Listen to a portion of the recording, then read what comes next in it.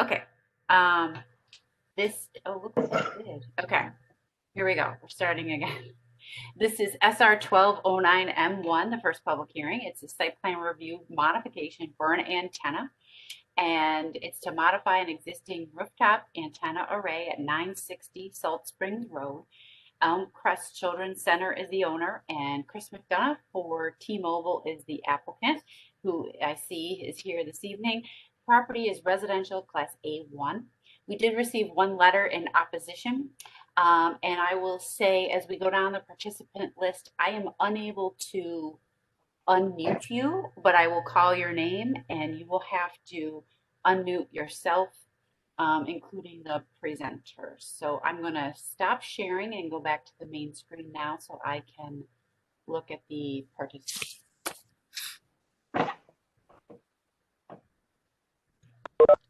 Okay. Okay, so the applicant, if you could begin and give us an overview of what this application entails. It's the modification of an existing wireless antenna facility at 960 Salt Springs Road at the Elm Crest Children's Center. They're adding 2 antennas per sector for a total of 6 new antennas. They're swapping out 1 antenna per sector. The total number of antennas in the facility will be at 9. It's all occurring within the existing lease area on a mount. The footprint of the mount is slightly larger on the rooftop, but it's de minimis in my opinion. They're also adding a battery cabinet and an equipment cabinet on a concrete pad in the existing lease area. There's no increase in the height of the facility. Its center line is still at 45 feet. Plans have been enclosed. A SECRA has been enclosed. A site plan has been enclosed with the application, as well as construction drawings and maps and photo simulations have been enclosed with the application. There was one letter sent by one of the local residents, and I've sent Mr. Harrop a response to that letter via email. If the board wants to introduce that email, I will address that point by point. I will just interrupt at this point and state that I was unable to get your response out to the commission members. So if you wish to present that at this point in time, I would invite you to do so. Thank you, sir. Thank you, sir. The commission does have the letter, I hope. Correct? They have the letter in opposition. Okay.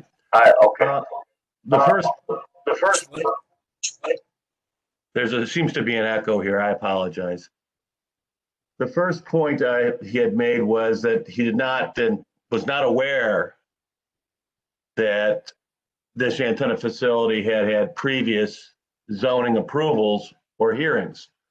I sent Mr. Harrop a copy of the original zoning approval done by the city from 1997, 1998, as well as a copy of the zoning application and zoning approval that was done for this site in 2012.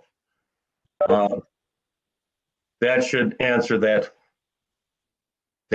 point.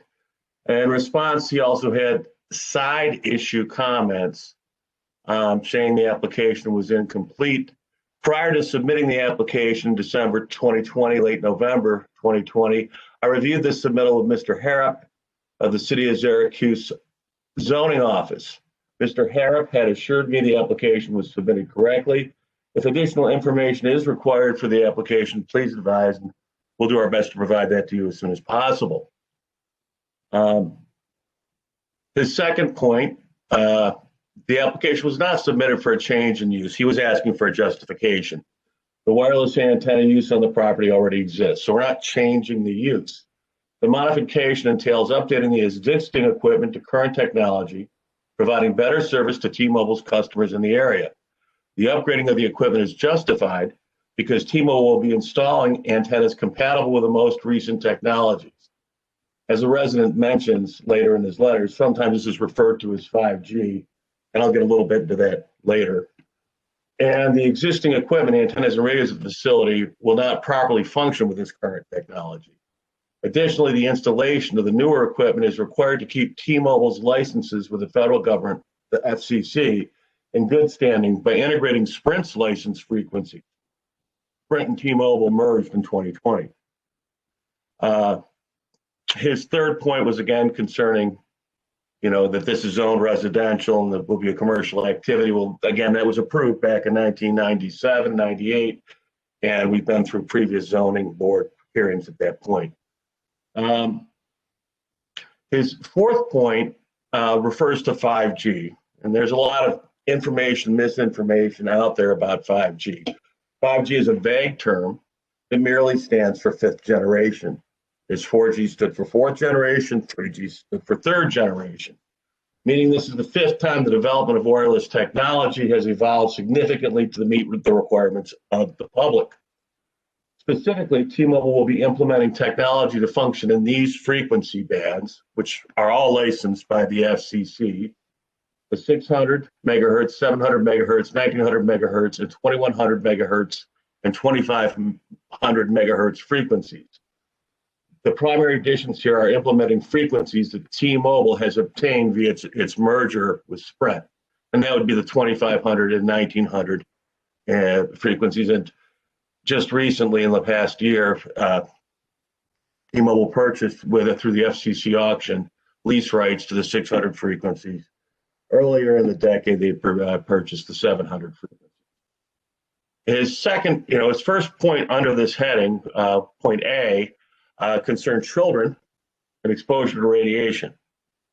We take that seriously. The antennas will be on the rooftop of the building with a center line of 45 feet. Children are prohibited from entering the rooftop area and will not be in the vicinity of the antennas nor exposed to any more radiation than they are when using their own wireless devices. And a lot of us need wireless devices right now, case in point this meeting. Wireless technology is used without hazard across the country. In most homes, Wi-Fi, and by most governmental, quasi-governmental authorities, including us right now. No one, including T-Mobile, wishes to put either adults or children in harm's way. Access to the wireless facility itself is restricted. Only authorized and properly trained personnel are allowed entry in that rooftop area. The second point is regarding the visibility of these antennas and the number of antennas that this 5G entails. The number of antennas that are requested in this application is limited to 9, which is typical for T-Mobile installations in New York State. We have worked with T-Mobile in 2020 on dozens of installations in New York State, obtaining permits in such cities as Troy, Rochester, Albany, Poughkeepsie, Schenectady, and the great city of Syracuse itself, as well as many villages, hamlets, and towns. The antennae are located on a rooftop in the back of the school's compound, as shown in the site plan, enclosed with our application. And they're not visible from the nearby Salt Springs Road, Gorland Avenue, DeMong Drive, New York State Route 92, or any nearby street. The resident lists their address as 174 Edgehill Road, which is over 2,100 feet west of the facility. There are several lots between the property, and I could list out the lots, but I'm not going to for sake of brevity. And the facility with the facility's visibility is blocked by buildings, trees, a hillside, and other structures.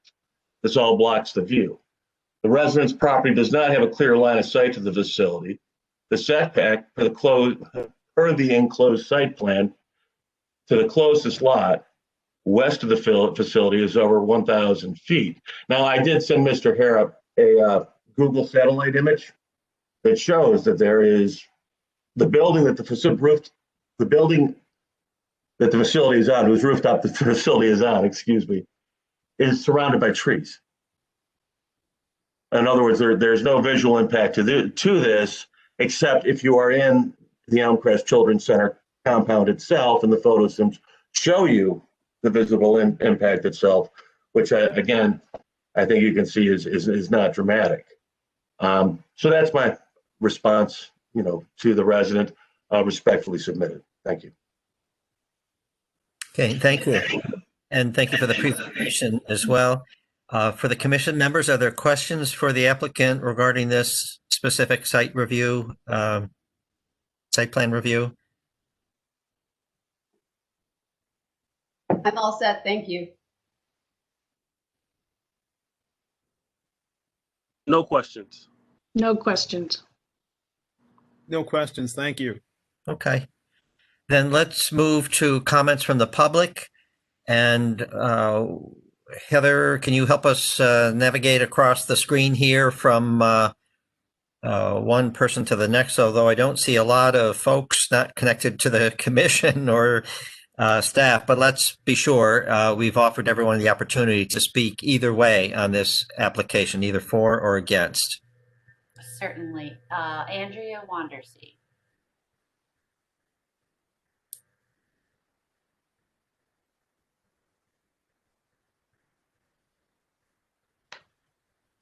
Think she was off mute for a moment. Okay, Alex Carver and Associate. Okay, those are the only two members of the public at the moment.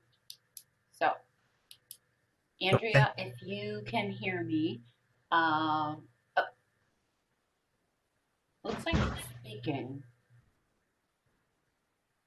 but yet not. Andrea, if you have a comment you'd like to put in the chat or no comment at all, just let us know. Oh, there she is. All right. Okay. So if you want to just go, like, if you don't want to speak, you can just put a thumbs down for this application for the 960 salt. There we go. Funny. Okay. Okay. Thank you. The technology works. I meant your real thumb, but hey, that works too. Oh gosh, now someone's popping champagne. Okay, this is crazy tonight. Sorry, All wrong right. button. Right. Okay. So that's it. Okay. So we have no individuals wishing to speak for or against the application. I think we're in a position now to close the public hearing on this application.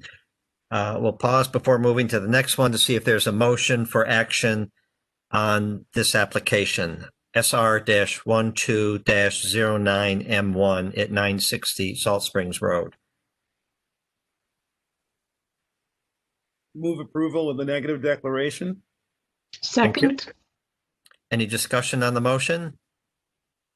All in favor, please say aye. Aye. Aye. Aye.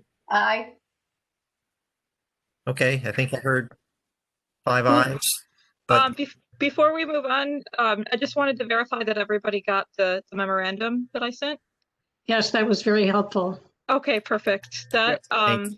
I just wanted to make sure that I mentioned that on the record in case the applicant, or I'm sorry, the member of the public has any further questions so that we can give him that information if it's helpful. Yes, thank you, Catherine. Mhm. So the motion is approved, and thank you very much. You're welcome to stay for the rest of the meeting, and we'll move to our next public hearing now. Thank you. I appreciate all of your time tonight. Thank you. The next public hearing is R2072. This is a re-subdivision to combine 5 properties into 2 new lots at 113, 115, 115 and a half, 119 and 121 Fountain Street.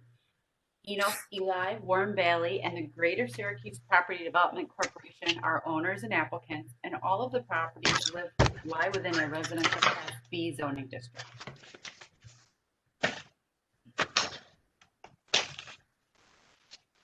And Caitlin, are you presenting this?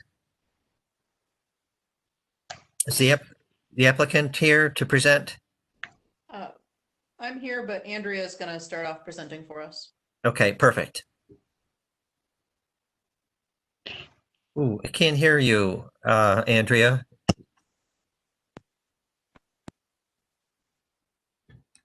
Can others hear Andrea?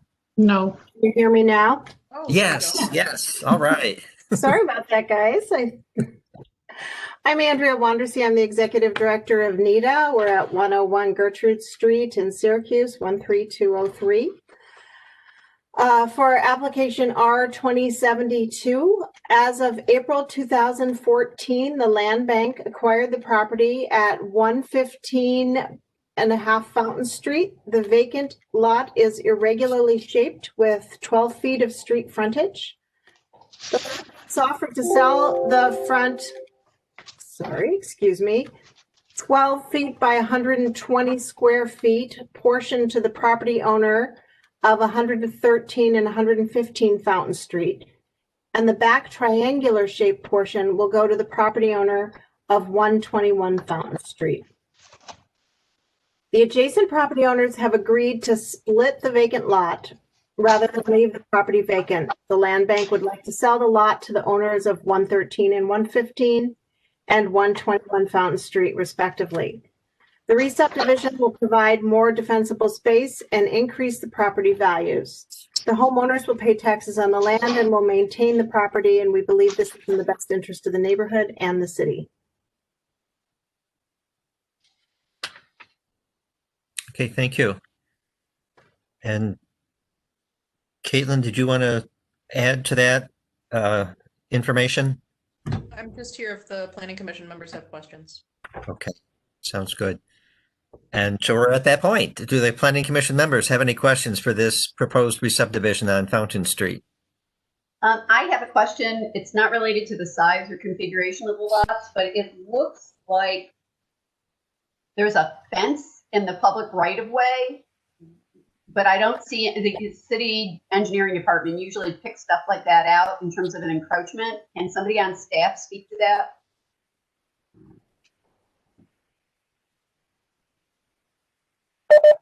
I will just offer that any encroachment into the city right-of-way would require approval from the city of Syracuse through the Common Council, or if it's a minor encroachment, regardless from the city, to encroach into the right-of-way. I did not pick up on the fence encroaching, and that's an oversight on my part, but it would still require approval from the city through our right-of-way person via the city clerk's office. So if we were inclined, I'm going to try that again. I don't know why that's echoing. But anyway, if we were inclined to approve that, would we condition it on either the applicant removing the fence or getting approval for the encroachment? Would that be appropriate, Catherine?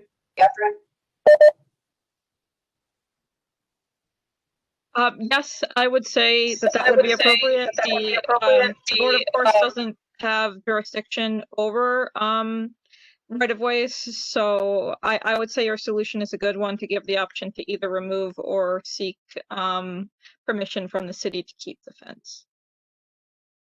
And just as a side note, all of our resolutions with respect to re-subdivisions, I mean, we do try to have things, fixed before they get to you, especially driveways. And sometimes the applicant does that. However, what we always say on every resolution for the re-subdivisions are, this approval does not include any or all improvements on the property that do not comply with the city of Syracuse zoning rules or regulations or any local rules. So that fence will need approval by the Common Council if it doesn't already. I will look into that, but we will put that in the resolution. Also, because it happens to be along the public sidewalk, I don't know, it doesn't say how tall the fence is, but a chain link fence along the public sidewalk doesn't appear to be the kind of condition we would want to encourage. So I'd be more inclined to say, again, if we were inclined to approve it, to talk about removing it or installing it where it would be in conformance with all city laws and zoning conditions, but make it conditioned on that. Would that be all right? I'll let Catherine answer. Yes, you can impose reasonable restrictions. I don't know whether, I mean, I believe a chain link fence would be allowed if it's within 4 feet in a front yard. If they're, don't quote me on that, but I believe that's what I remember from some code enforcement cases. So I would say as long as it's in compliance with our rules and regulations relating to fencing. Okay. Thank you. So further questions or clarifications concerning the application from the commission members? Okay, if we're all set for the moment, then let's turn to the public, of which I see very few on the screen, and see if anyone wishes to speak in favor of or against this application, R-20-72, the proposed re-subdivision on Fountain Street. Anyone wishing to speak either way on this application? And Heather, do we have anyone on in the meeting just by telephone? No. No? Okay. I have no comment. I haven't called on you, Brian. Just really quick, why don't we ask Andrea and or Caitlin if there is agreement to either remove the fence or seek approval? I'm sure the property owners will be amenable to one of those options. All right, so yes, the one member of the public has spoken with no comment, and the rest are either commission members or applicants. Okay. All right, then we're at a point to close this public hearing, R-20-72. Is there a motion for action on the proposed re-subdivision? I would move approval on the condition that the chain link fence at the front property line be installed according to all city rules and regulations. Thank you. Is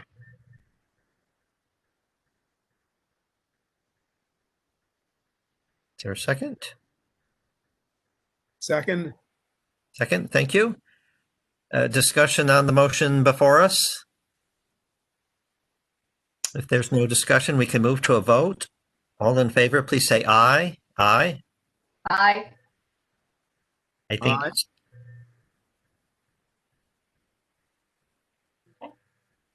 Aye. I saw Rebecca was an aye, I think. I don't know if George voted yet, but let's see. Are there any, those opposed, say nay? Any abstentions? I'm not sure if I we're think just still. we can reconnect to George. George, if you can hear us, could you vote in any way? By chat, maybe? He Well- was here. I mean, he's here, but He got the little triangle that sometimes comes up when people have connection issues a few minutes ago. Okay. Well, in any case, the resolution does pass at least 4-0 and perhaps 5, at least 4 votes in favor, perhaps as many as 5. So I would conclude that R-20-72 has been approved. Thank you, Caitlin. Thank you, Andrea. Welcome to remain with our meeting for the balance of the meeting, if you wish. And we'll move on to other portions of our agenda tonight. So that concludes the public hearing portion, but we have several other applications to consider. We have a couple under the minor modifications classification. Heather, if you can do screen sharing and maybe bring up the first one of those through the special permit modification. not okay. First minor modification is a special permit. It's SP 0328M3. This is a modification to a special permit for a restaurant at 239 to 245 West Fayette Street, and this is to establish a personal service store at Seneca Armory Associates LLC is the owner and applicant, and it lies within a central business district general service class A zoning district. And okay, Preservation Board reviewed the proposal and did request sign specifications. The applicant decided as a result of that the proposed signage was no longer part of this application. And this does not necessitate any new or expanded waivers from the city zoning rules and regulations. If they do propose a sign in the future, it'll be reviewed by our office, and we'll make sure the Preservation Board does get a review of that. Okay, thank you. Questions regarding this special permit modification? If not, is there a motion either way?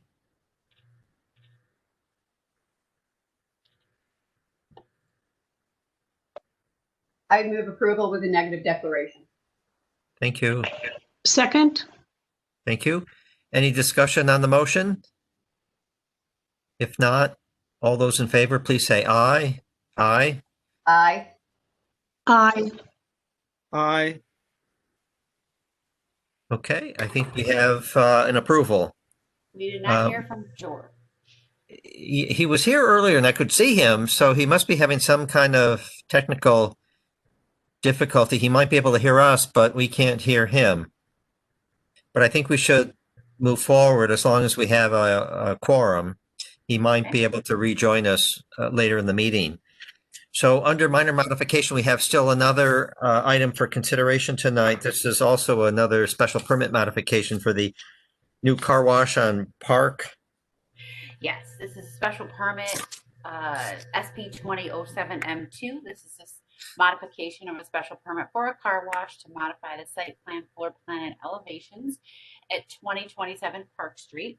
2027 Park Street LLC is the owner and applicant. It lies within an industrial class A zoning district. The applicant is coordinating with the transportation planner to meet additional recommendations or requirements for plant materials along Park Street. It does not include any new or expanded waivers from the zoning rules and regulations, but they will be removing an overhead door to the equipment bay and replacing the wax tunnel with an additional interior row of vacuums. They'll reduce the number of exterior vacuum rows to 2 in order to provide additional parking, and they're going to relocate 3 wall signs. Brian Bouchard is here from Clough Harbor if you have any questions.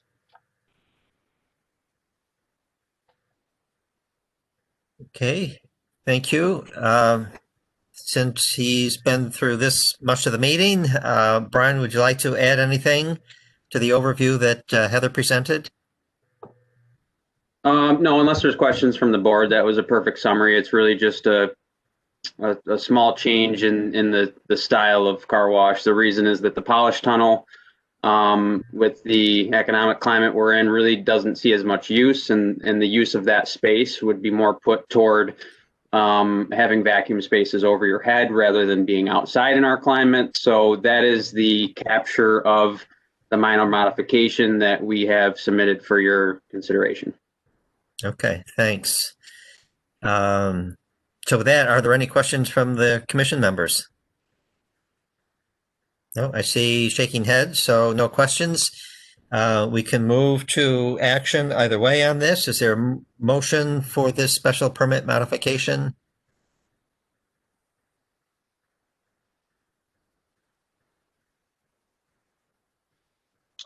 I move approval with a negative declaration. Thank you. Second? Thank you. Any discussion on the motion? If not, all in favor, please say aye. Aye. Aye. Aye.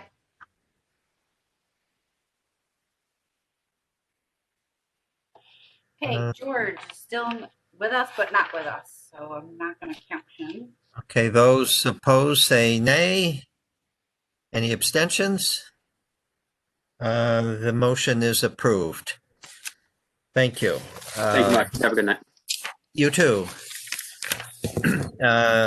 Now we have two more cases under a different category of modification consideration, and these two items would be for the commission to decide whether the circumstances and scope would warrant a public hearing. So we're back to screen sharing, and Heather, if you'll give an overview of the first one of these two special permit modifications.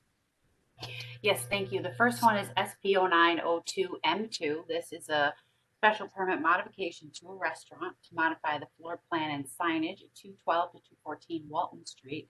Armory Boys 4 LLC is the owner, and Fahid Sada is the applicant. It lies within a central business district, general service class A zoning district.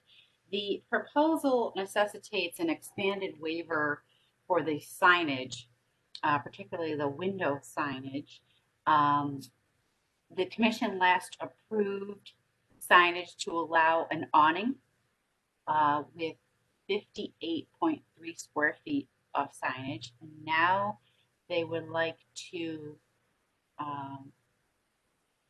change that awning to 38 square feet and add 6 window signs, which really don't equal much, about 1 square foot total, but the number and the type is the waiver that is necessary.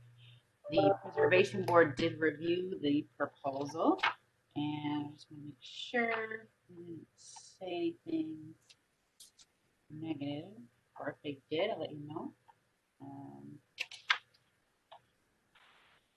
Okay.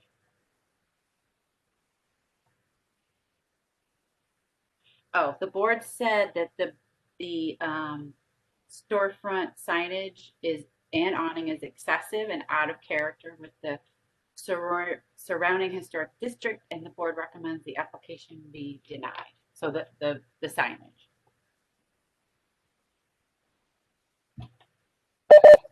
Heather, I'm going to interject. The Landmark Preservation Board review comments were updated on January 4th. And I'm sorry if I did not get them in the hard copy of the agenda, but they are available to the Planning Commission. Essentially, the applicant did revise the signage, and the revised signage was referred back to the Landmark Preservation Board through Kate Alwater, and they were okay with the revised signage.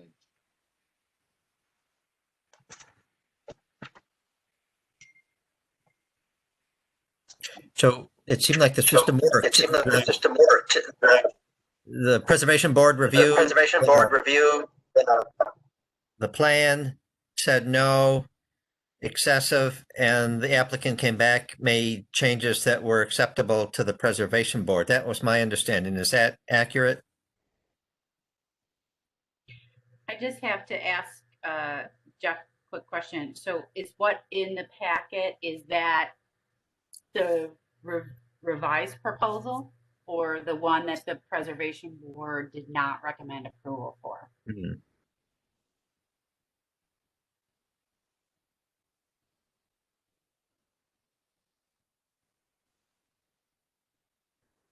Jeff.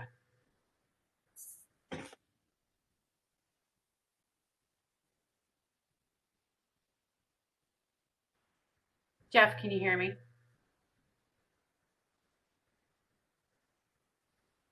I'm sorry, I was on mute. But I apologize, Heather. I'm not sure which Landmark Preservation Board comments you have in your hard copy. Should be an update dated January 4th. And that's what's available to the Planning Commission through Dropbox. No, what I want to know is, are the plans that the commission is looking at? I'm muting you right now.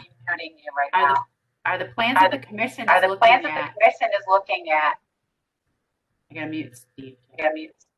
And Jeff. Actually, it's Jeff. Are the plans that the commission is looking at right now the ones that the Preservation Board made comments negatively upon, or the plans that were revised and re-reviewed by the Preservation Board that I do not see?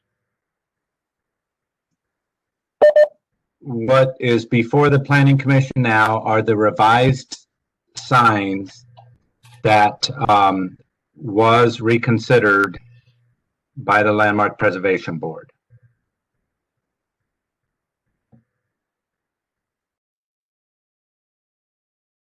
Heather, I think even if the drawings aren't, I'm sorry, let me try this a different way.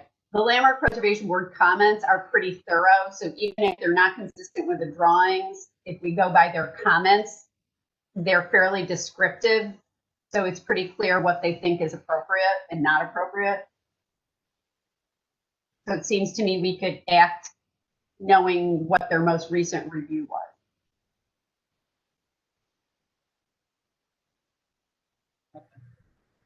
That's fine.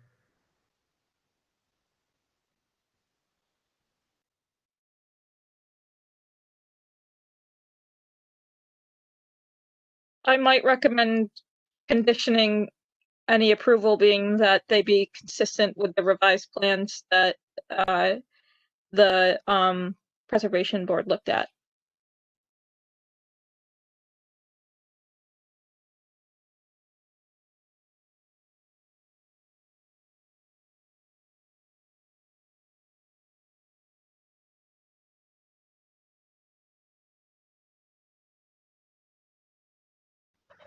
Steve, you're muted.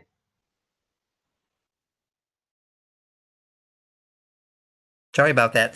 That sounds like a good suggestion. Thank you for that, Catherine. But before we move to possible action, are there other points of discussion on this application? Okay, I see shaking heads, so I'm thinking no for the most point, and no from George. Thank you. We can hear you again, George. That's good. So with those clarifications, particularly regarding the signage and the Preservation Board's action on the revised signage, is there a motion for action? Well, before we even get to that, the reason this is in this category to begin with is there a need for a public hearing? So let's get to that question. Does the commission believe there's a need for a public hearing on this, or is this an item that the commission would feel comfortable addressing without a public hearing? I think there's a relatively minor degree of physical change and function. So I would say we probably, and we have the Landmark Preservation Board comments, so I would think we do not need a public hearing. Okay. I agree. Okay. And George, I see Walter kind of nodding yes. Same. That's correct. I agree. Okay. Same here. All right. So we've got agreement there that this is the nature of this is such that the commission could move forward. With that intent, is there a motion for action on this application for the special permit modification? I would move approval with a negative declaration on the condition that the Preservation Board comments of January 4th, 2021 be met. Second. Thank you both. Any discussion on that motion? If not, all in favor, please say aye. Aye. Aye. Aye. Aye. Okay, those opposed, say nay. Any abstentions? So the resolution is approved. The special permit modification is approved. And then we have one more special permit modification in this category as well. Heather, can you do the screen sharing?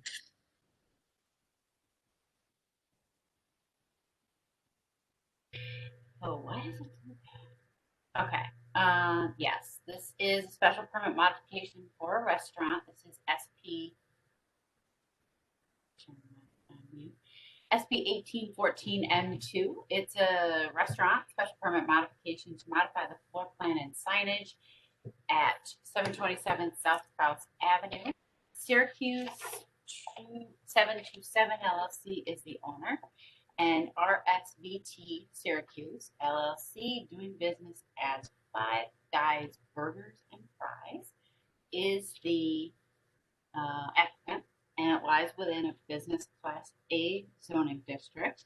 This proposal reduces the customer area from 1,596 square feet to 1,417 square feet, which that space was previously approved on a different special permit recently in 2018. It reduces the overall number of off-street parking requirement from 302 spaces to 296 spaces. And although it does require an expanded sign waiver to allow for two 25.8 square foot wall signs. And that is it.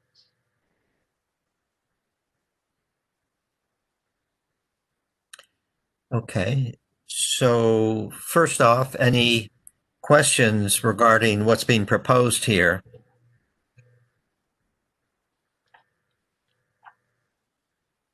And if not, again, is this an application that the commission would feel comfortable addressing with the information in hand now, or would it prefer to hold a public hearing for public input on these changes? I have a question clarification for staff. So the total number of spaces that they need is 296, or somewhere else I saw 231. Which is it? The 231 was the agreement through previous approvals that they are required to maintain off-site, mainly for the residential units. But that was what they secured. I can't remember if it was in the project site review when you looked at that, and you waived the on-site parking spaces because they were maintaining through a lease agreement 231 spaces elsewhere. And that has remained. In fact, I believe the last review, I can't remember if it was the last review, that they asked us to review that at one point, though. Right. Correct, and you did not. So, yeah, so the 231 is the number that they are required to maintain on-site. But now they need 296.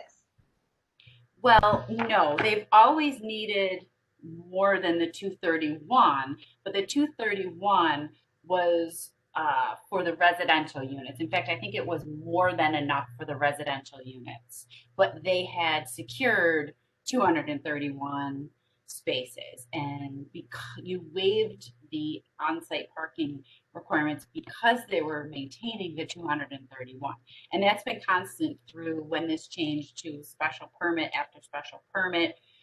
You had waived, so essentially anything above 231 you waived because it was either retail or restaurant, which I believe you had indicated there were people walking to these establishments, and therefore that was part of the justification for those waivers.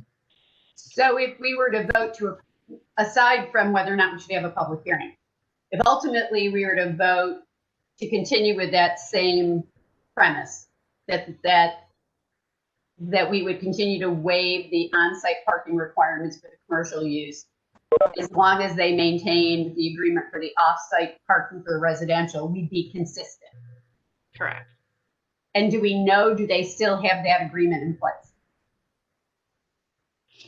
I'm going to turn it over to Jeff. I don't think clarification came in writing as far as, hang on a second.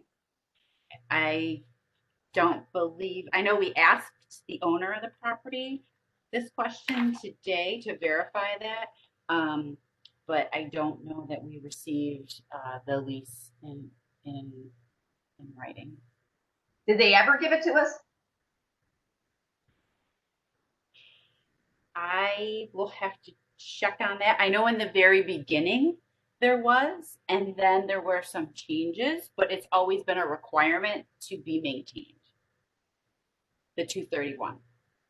So again, if we were inclined to approve this and we just said we need evidence that that agreement is in place, we'd be consistent with our previous action. Yes. Okay, thank you.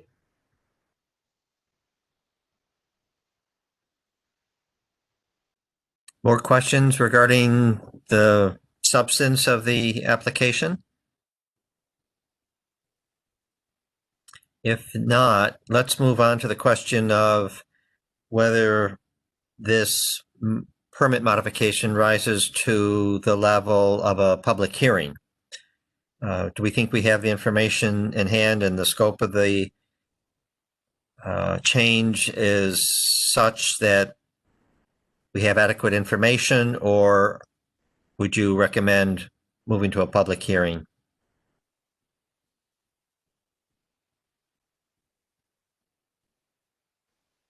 I'd be okay without a public hearing if we could do a conditional action. Okay. How about others? Strongly one way or the other? Rebecca's okay? I agree. We could proceed now. Okay. Same. George, you're okay with that? All right. So on that basis, then let's, if we have no further questions about what is actually involved in the proposed change, is there a motion for action either way on this one?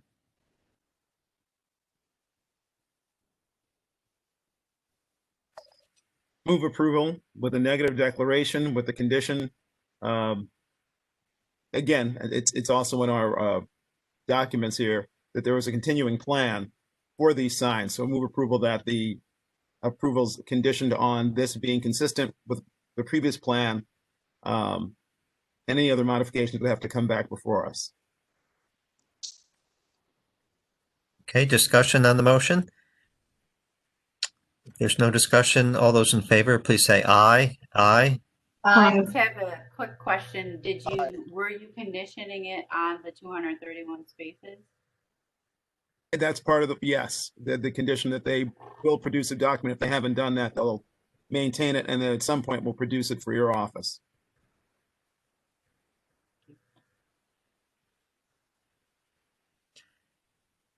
I forget where we were. So it'll take just a moment to start over. So all those in favor, please say aye. Aye. Aye. Aye. Aye. Okay, it's unanimous in favor. Okay, so that too is approved. We have. I'm sorry. I was just saying for the record, I made a friendly amendment to my own motion. Okay. Well, as long as the maker doesn't take issue with you. So we have a couple of new business items. The first one is a 3-mile limit case under the new procedure that we outlined not too many weeks ago. Heather, can you screen share that case with us?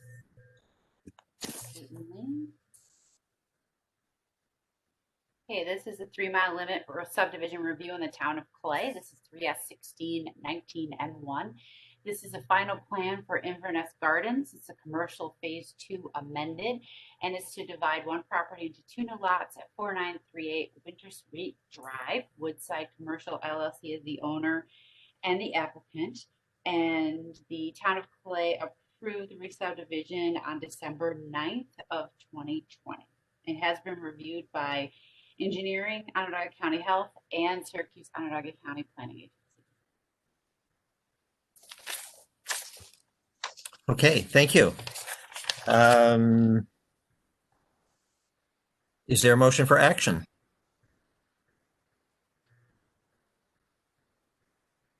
I would move approval.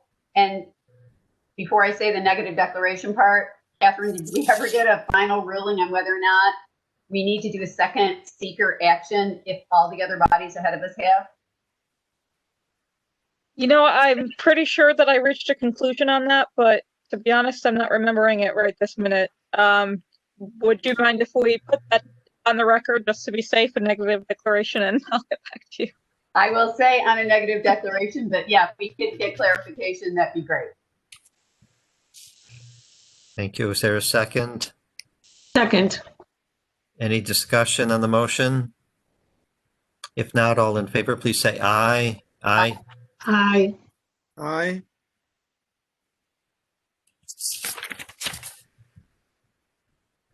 Okay. Those Sorry, opposed say nay. my screen froze. Sorry. Oh. Okay. Are you an aye, George? Correct. Okay, great. All right, so that motion, that resolution is approved. And taking us to our last new business item, which is a site plan review. Yes, sorry about that. Let me get to that. That is this one here. Oops. SR 1806 M1. This is a modification to revise the site plan and also do some facade alterations. Modify the floor plan.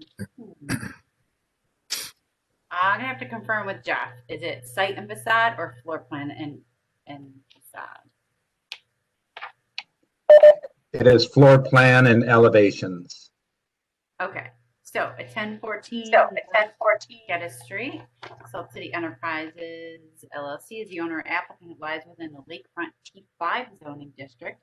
They like to change the use on the first floor from a restaurant to an office use and replace a single door with a double door. And the proposal reduces the overall parking requirement from 24 to 20. And we did, let's see, yes, we were noting there are discrepancies between the previously approved site plan and the existing conditions, but this does not necessitate any new or expanded exceptions from the City of Syracuse zoning rules and regulations.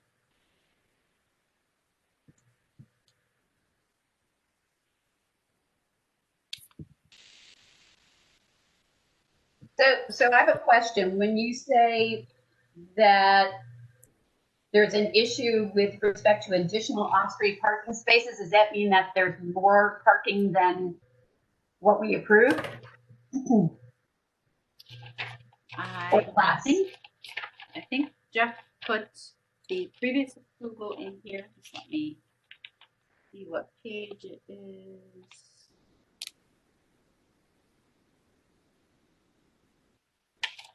No, he did not. Well. I'm sorry, if you go to the second page of your staff report, there's an aerial photo set above the last approved site plan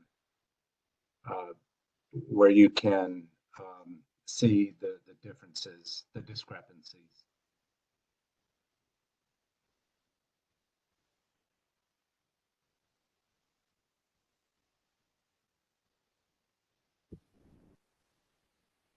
So that we don't have to count the spaces. How many? The bigger issue is the additional asphalt as opposed to the number of parking spaces, which leads to the lack of landscaping that was previously approved.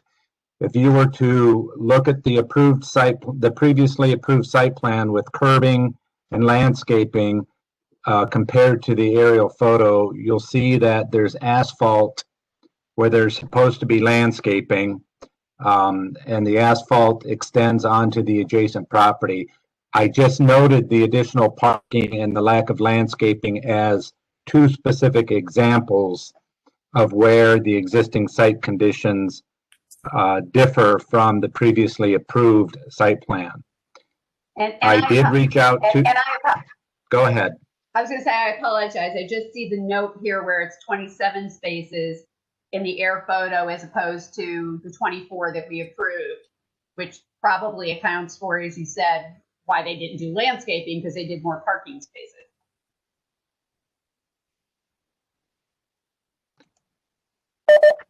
I did reach out to the applicant. They responded back to me that they will stick with the previously approved site plan, which implies that they're going to have to remove some asphalt to install the landscaping. For that reason, I'm leaving the staff report as is before you.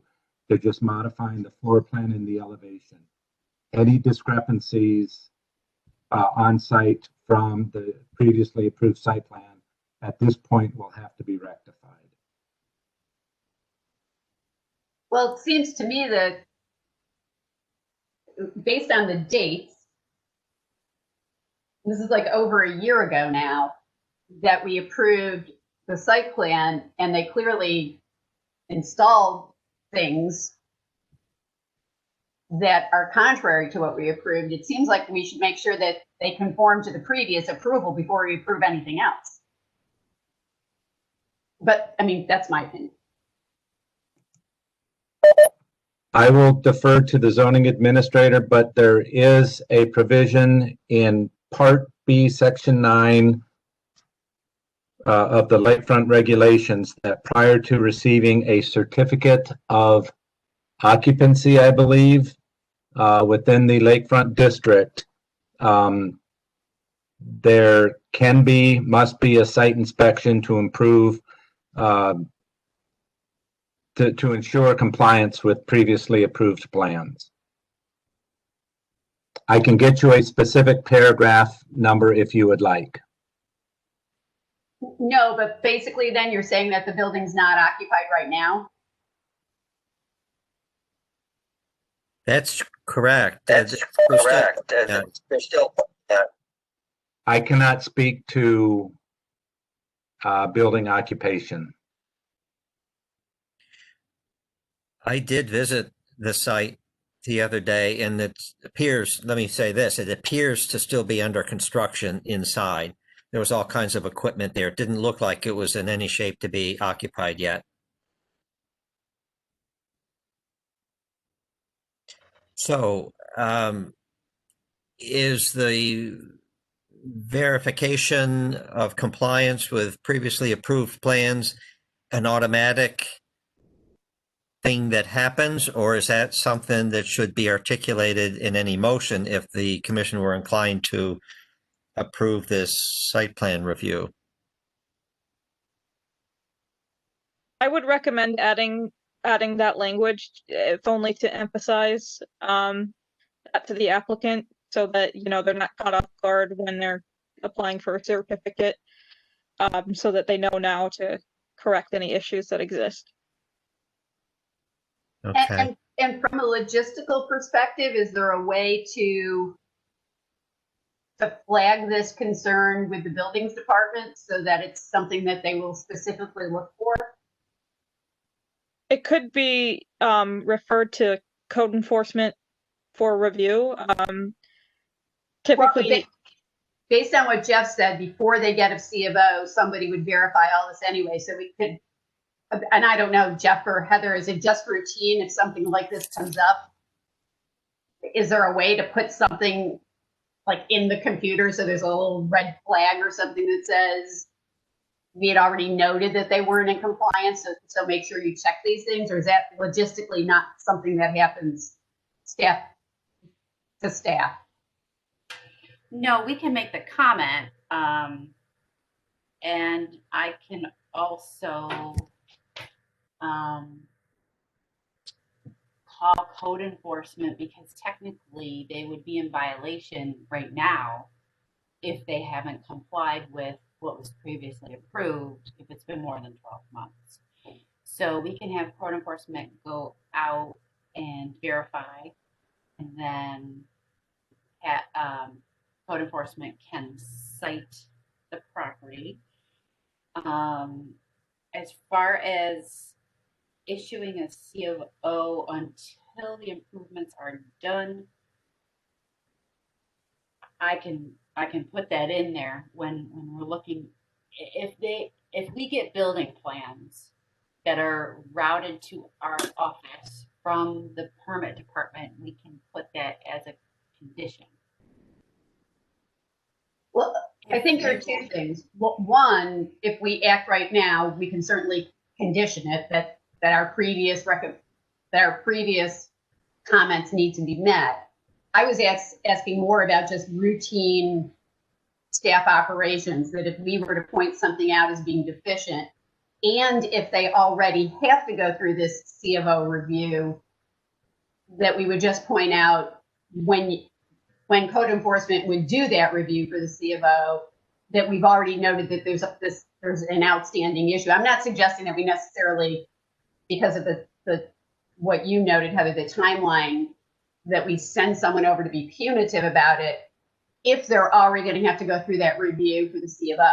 It's just letting whoever does that review, letting that entity know we're already aware that there might be a deficiency so that they can specifically check for that. Mm-hmm. Yes, I don't know if I can comment on a certificate of occupancy. I can take your decision with any conditions in it, and that is part of the record and part of the permit review, and just note that,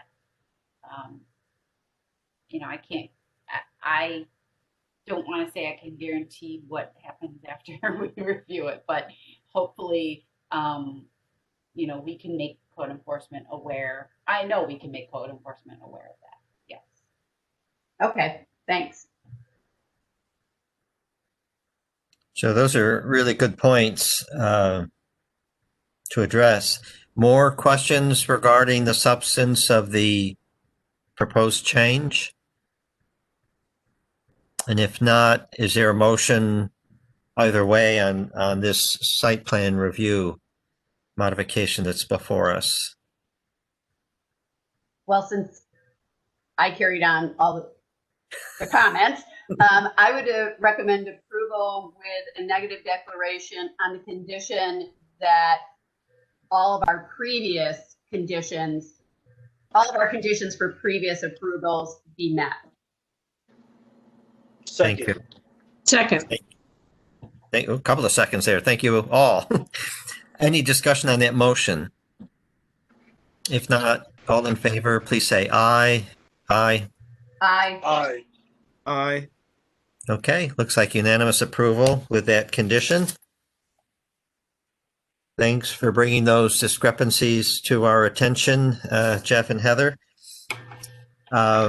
We do have authorizations for our next meeting, which will be February the 1st. It looks like there are just 3 applications for authorization, unless there were any last minute additions today. Heather, Jeff, or are we just at the 3?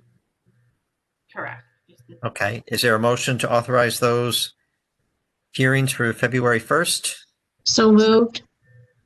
Second. Any discussion? All in favor, please say aye. Aye. Aye. Any opposed, say nay. Any abstentions? Okay, those are authorized.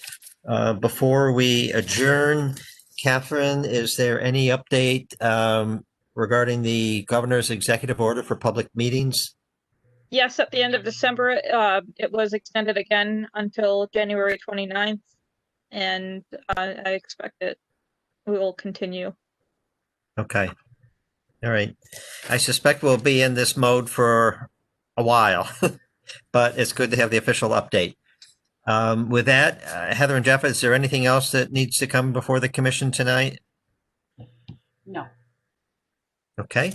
Is there a motion to adjourn? I think I've seen the words being mouthed by Rebecca, but I can't hear you, so I'm taking that as the maker of the motion. Chris, were you seconding? I can, sure. I'm- Yes. Oh, okay. Discussion. All in favor, please say aye. Aye. Aye. Aye. Opposed, say nay. Any abstentions? So we're adjourned. Our next meeting by WebEx will be on February the 1st.